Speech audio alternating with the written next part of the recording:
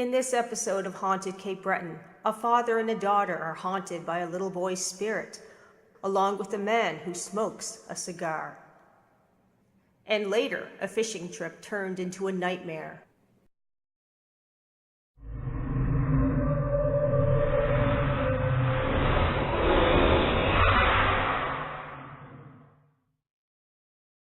My sister had a bedroom downstairs, and that's where we kept like the computer.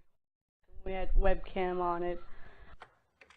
I was on my phone with my best friend, who was gonna meet me over my house to like hang out with Nall.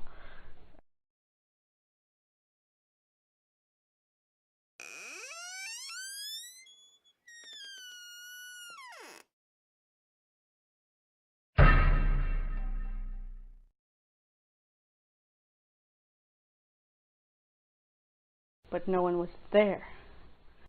So I went and got up, did laundry, and then I hear my sister Samantha's voice hollering for me, saying, "Hey, Kate, you downstairs?" I said, "Yeah, I'm downstairs," and then I'm going into the room to go back on the computer. And I walk past the stairs to the room.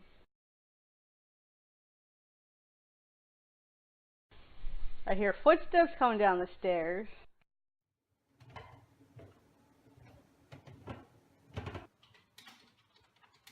And I sat on the computer just taking pictures, and then it's been a while and no one was there. So I run out of the room, go upstairs to check, and sure enough, my sister's just pulling in the driveway with a taxi. I was like, "Are you just getting here?" And she's like, "Yeah, what happened?" I was like, "I heard you hollering for me and coming down the stairs, but there was nobody there."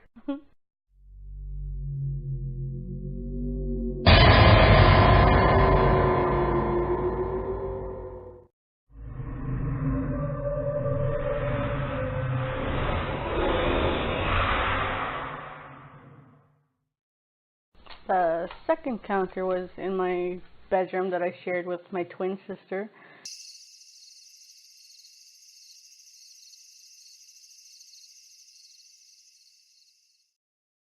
And I'm like turned to the wall. And I wake up and something's just like telling me, turn over this way. I'm kind of like scared to tilt my head.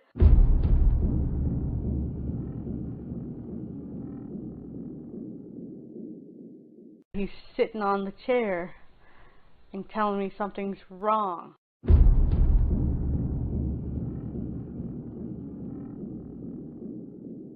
I get up because I start smelling like something's burning in the house.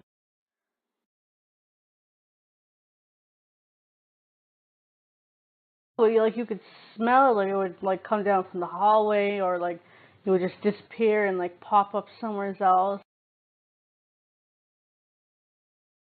Like I've checked the stove, I've checked everything, and I couldn't find nothing. His other brother and my sister were in the room across from me. I went to go check on them.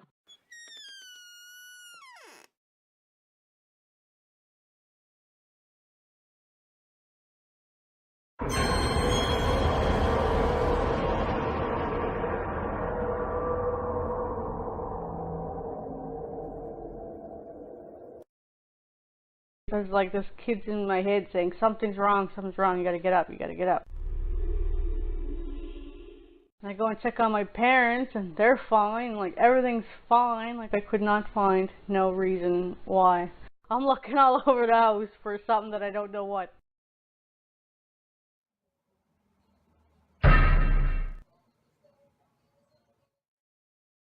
And that was the last time I've seen him, and then many years later, that's when I noticed him in my photo.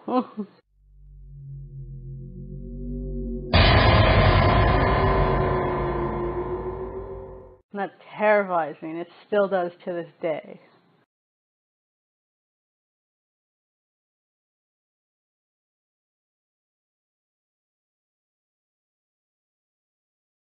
The story I'm about to say is about a little boy I gave my name called Jonathan. And when I used to live on Memberdew Street, I used to hear little kids playing outside out in the yard there. out my window, there's nobody there. I moved here 11 years ago, and it came to the point where my dogs would not go downstairs whatsoever. And once in a while I hear a little girl's voice crying, around the same age as Jonathan, maybe just a bit younger. I'd say Jonathan would be about, I would take a guess, about 4, maybe 5 years old. And then every now and then, I'm coming up the basement stairs and outside I hear an old man's voice say, "Where are you going? Where are you going?"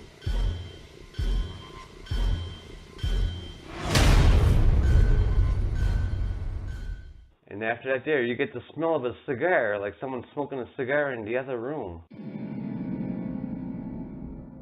Where that comes from, I don't know, because we don't smoke in our house. We all go outside and smoke our cigarettes outside there, and rain or shine. Now I'd be laying in my bed.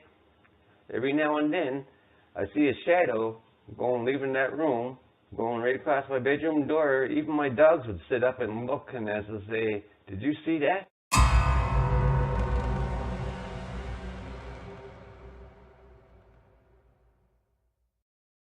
Only one that's down there is just me and my 2 dogs. I know, we're not alone.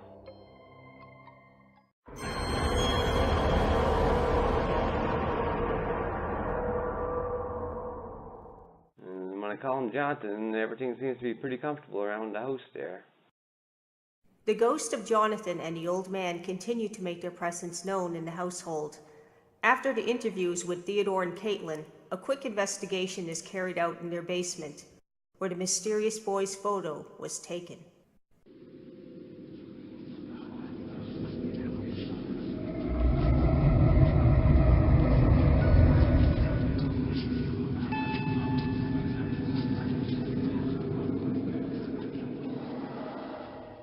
Hi there. Hi.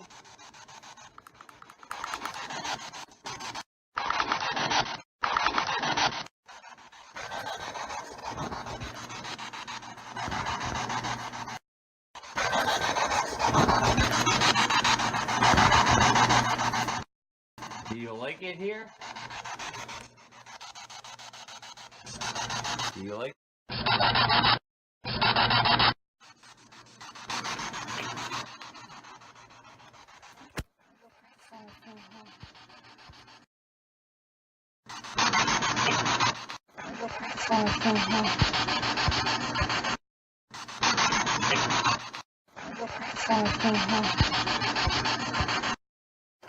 Yeah, so make sure I get my light on here.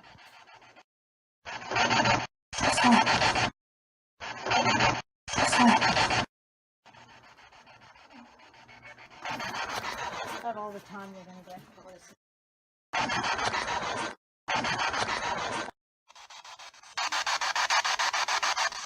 Hello? Jonathan, are you here?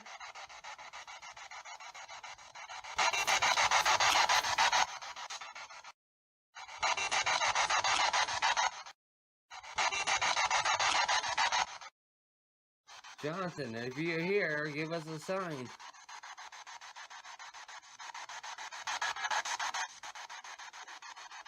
Jonathan, go like this. 1, 2, 3.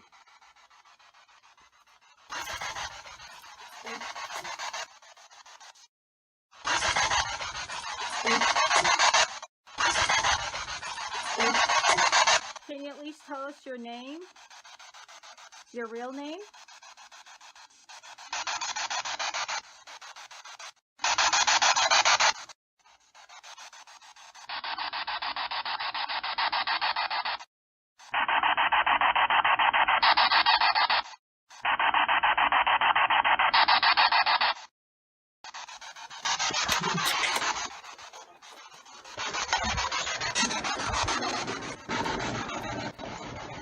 Hello?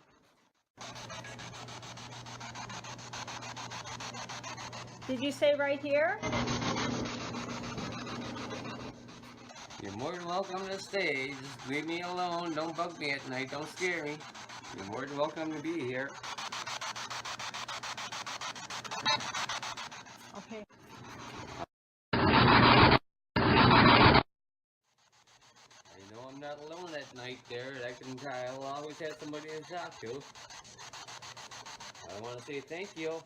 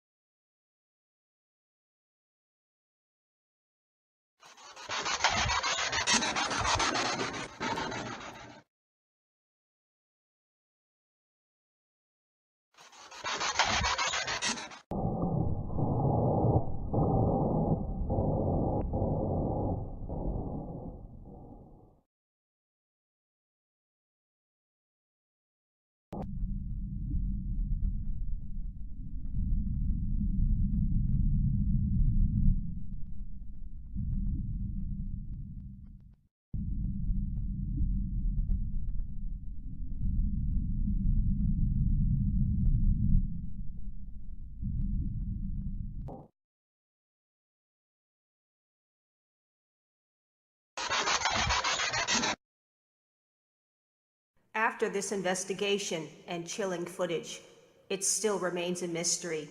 Who is this mysterious boy? Is his real name Peter or Jonathan? Some Member 2 residents believe it's the spirit of a lost boy who lived in Member 2 back in the 1950s, before all the development today. Member 2 was only one street. Today, Member 2 has many success stories and continued growth, but some of Member 2's past still remains unsolved to this day.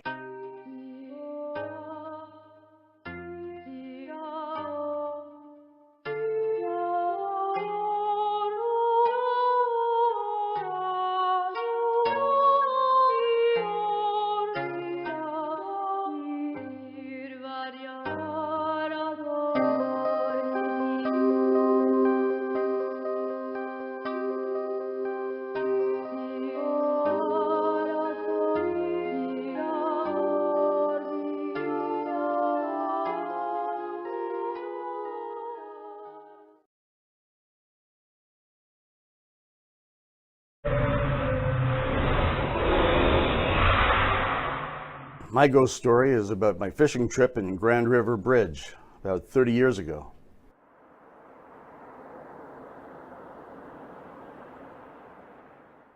We're going fishing, it's a nice afternoon.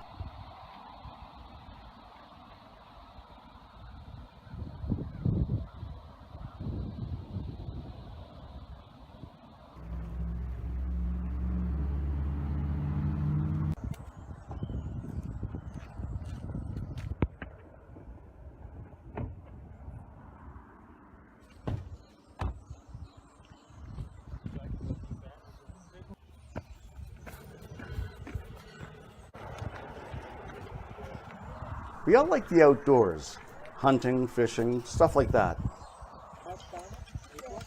Cape Breton is the best place for that type of thing. Things are going well, we're having a great time. We get a few catches.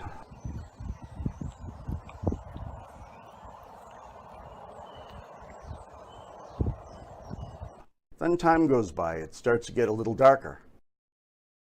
You get this creepy feeling in the air.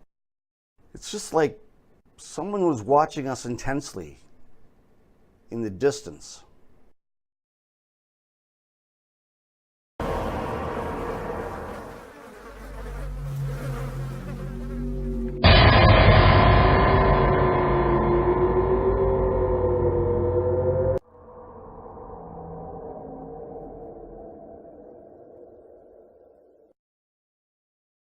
So we start packing it up and getting ready to leave.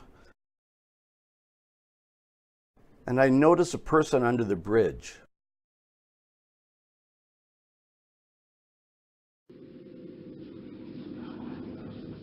She's just standing there staring at us.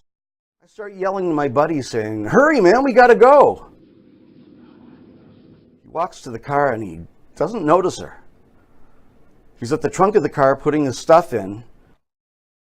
and he realizes he forgot his fishing rod under the bridge. Getting a little nervous here.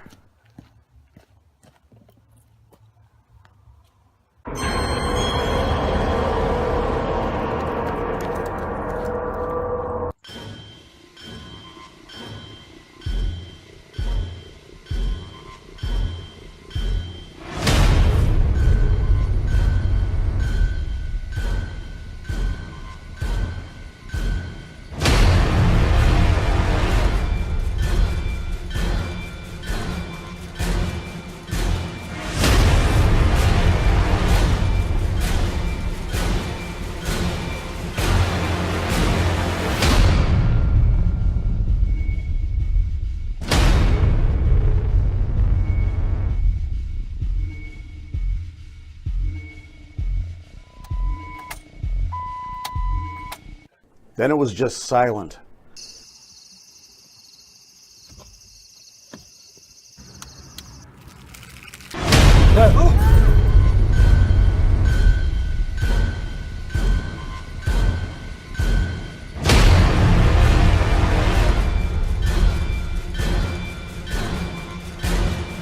We rushed out of there as quickly as we can. We were pretty freaked out. Years later, I found out that in the same location under the bridge, a woman's body was found, brutally murdered. They never found her killer.